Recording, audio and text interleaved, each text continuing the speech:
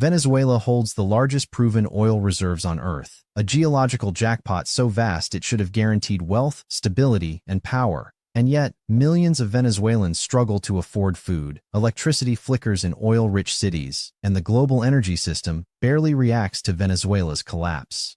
That contradiction is the story. Because Venezuela's oil was never just oil.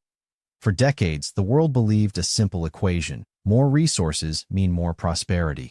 Venezuela was supposed to be the proof. Instead, it became the exception that shattered the rule.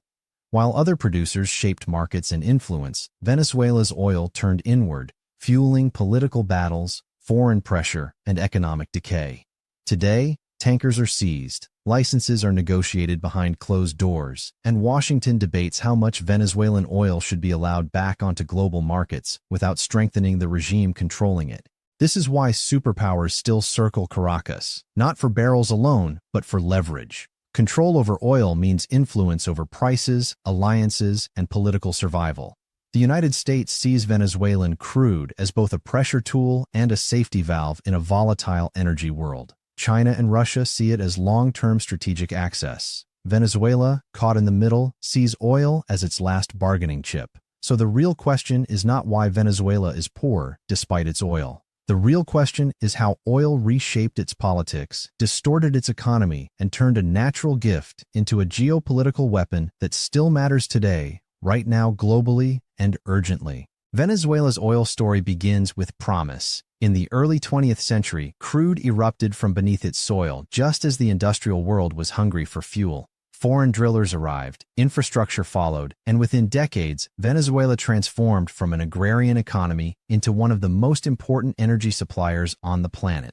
Oil revenues flooded the state, cities expanded, and Caracas was marketed as a symbol of modern Latin American success. By the mid-century, oil was no longer just an export. It became the foundation of national identity and political power. Governments learned that controlling oil meant controlling the economy, the military, and social stability. Nationalization promised sovereignty and fairness, and for a time, it worked. Production surged, state income grew, and Venezuela ranked among the richest countries in its region.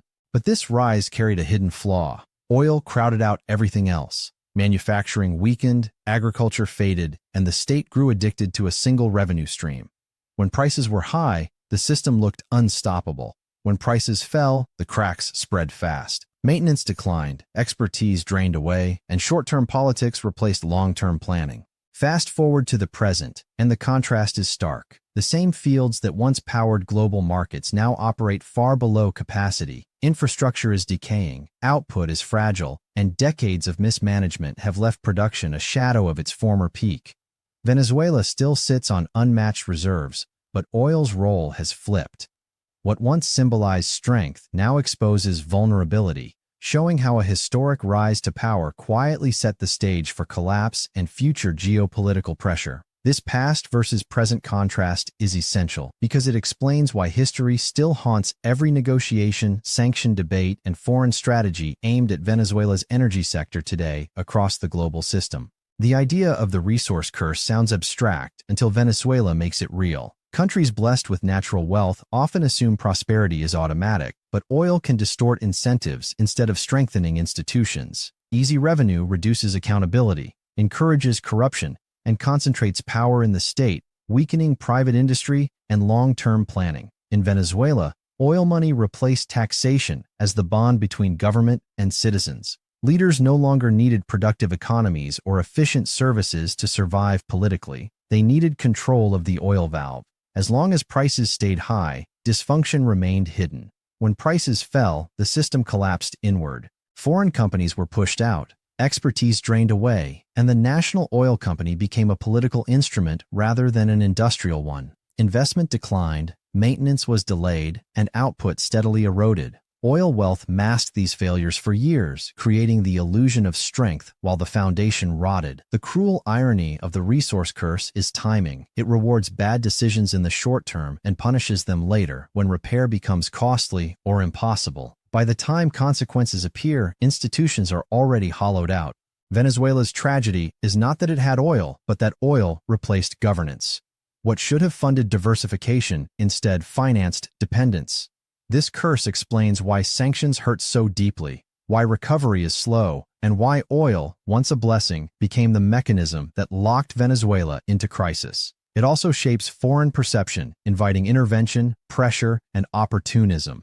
When a nation's economy narrows to one resource, every external shock becomes existential, and every internal mistake compounds. Venezuela shows how abundance without institutions does not create resilience. It creates fragility at every level of power and society today, globally now. Today, Venezuela's oil is no longer just an economic issue. It is a live geopolitical contest unfolding in real time. Sanctions, licenses, tanker seizures, and diplomatic bargaining have turned crude into a strategic weapon. Production levels matter less than who controls access, flow, and timing.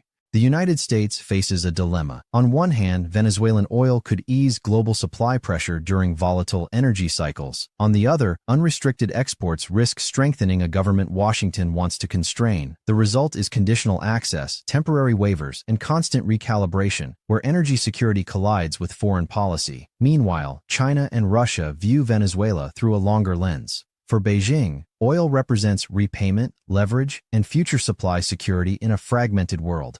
For Moscow, it is alignment and resistance against Western pressure. Both operate in the shadows, offering support, financing, and logistics where Western firms cannot.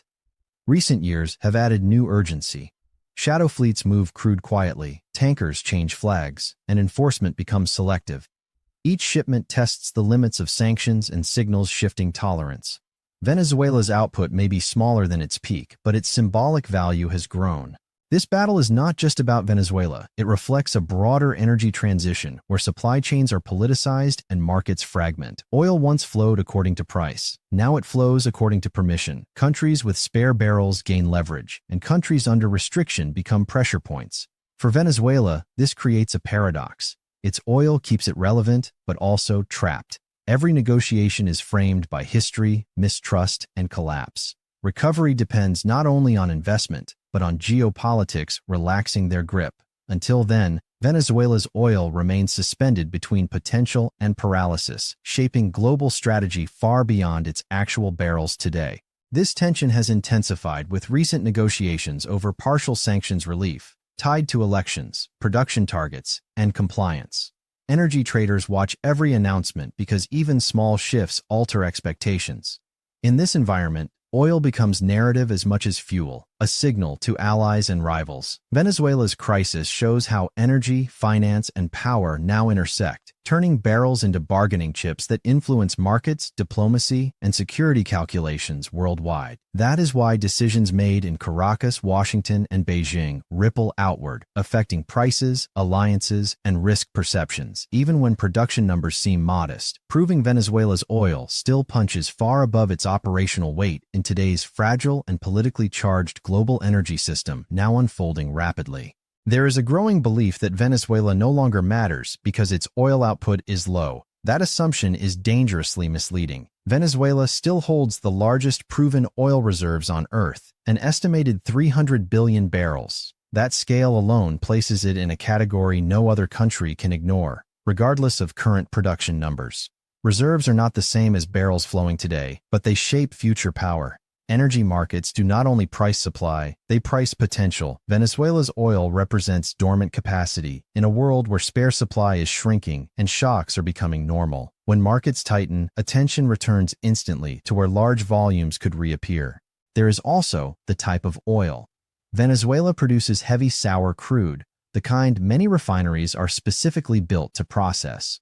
This matters in an era of tight diesel markets and industrial fuel shortages. When similar grades disappear, refiners feel it quickly, especially in regions dependent on complex refining systems. Most importantly, Venezuela's oil matters because it sits behind political barriers, not geological ones. If sanctions ease or collapse, conditions change. Even a partial recovery would reshape regional flows and bargaining power. Traders, governments, and rivals price this possibility long before it happens. So Venezuela's oil is not irrelevant. It is suspended. Its value lies less in today's output and more in what it could become. That potential alone makes it a strategic prize, watched closely by every major power navigating an unstable global energy future. Venezuela's future now branches into several paths, each carrying global consequences. The first is continuation. Under this scenario, sanctions persist, investment stays minimal, infrastructure decays further, and production remains fragile. Venezuela stays relevant politically, but economically constrained, a pressure point rather than a supplier. The second scenario is transformation through change. This could involve political shifts, negotiated transitions, or gradual normalization. Foreign capital would return cautiously, not quickly. Rebuilding oil infrastructure would take years, massive funding, and restored trust. Output would rise slowly, but the long-term payoff would be significant. Then there is the shock scenario. If production falls further or geopolitical tensions escalate, even modest supply losses could amplify volatility. In a world already sensitive to disruptions, Venezuela could become a trigger rather than a solution. Each scenario carries uncertainty. Competing interests from the United States, China, and Russia complicate every path. Energy decisions are no longer technical alone, they are strategic.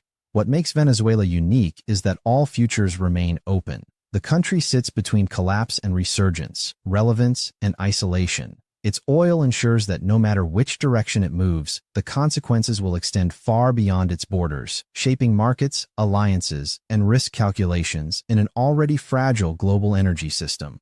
Behind every statistic and barrel count is a living, breathing human reality. Venezuela's oil story isn't just about reserves and geopolitics. It's about people whose lives have been reshaped by economic collapse, widespread hardship, and forced migration. Once among Latin America's wealthiest nations, Venezuela today faces one of the region's most severe humanitarian crises, driven largely by economic mismanagement and the decline of its oil-dependent economy. Millions struggle to access basic food, medicine, and reliable public services, while power blackouts and infrastructure failures have become routine. Consider the contrast. A country with nearly the world's largest proven oil reserves reduced to scenes of families lining up for food, hospitals running without supplies, and children leaving home with dreams of safety abroad. Over 6.8 million Venezuelans have fled their homeland since 2014 in search of better opportunities and security, making this one of the largest displacement crises of the 21st century. Cities once bustling with commerce now show shuttered stores and empty streets as entire neighborhoods emptied out. Oil-rich regions like Maracaibo, once the engine of national exports, reflect this decline, with local economies contracting and jobs vanishing as production fell and infrastructure decayed. Behind the global headlines about crude and sanctions, real families face daily uncertainty. Children miss school, parents take dangerous routes to cross borders, elderly relatives go without medicines their country once exported. These human costs are not abstract numbers. They are lived experience, and they reveal how Venezuela's oil, once a source of national pride, has become entwined with hardship, displacement, and an uncertain future for millions. So, what have we learned? Venezuela's oil was never just a commodity. It became a symbol of power, a tool of politics, and a prism through which global forces collide. We began by asking, why hasn't all this oil made Venezuela prosperous? And why do world powers still fight over a nation whose production barely registers on the global supply charts?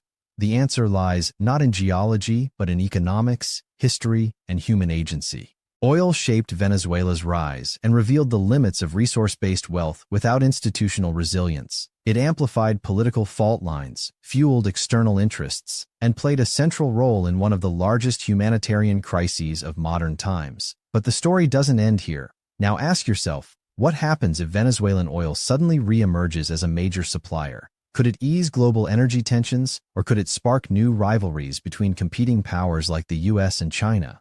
Could renewed production transform Venezuelan society, or will it deepen old fractures? Drop your thoughts in the comments below. What outcome scares you the most? A global price shock, renewed geopolitical confrontation, or Venezuela's oil becoming a bargaining chip yet again? Because in the end, Venezuela's oil story is not just history, it's a living narrative that could redefine global energy and power in the years ahead.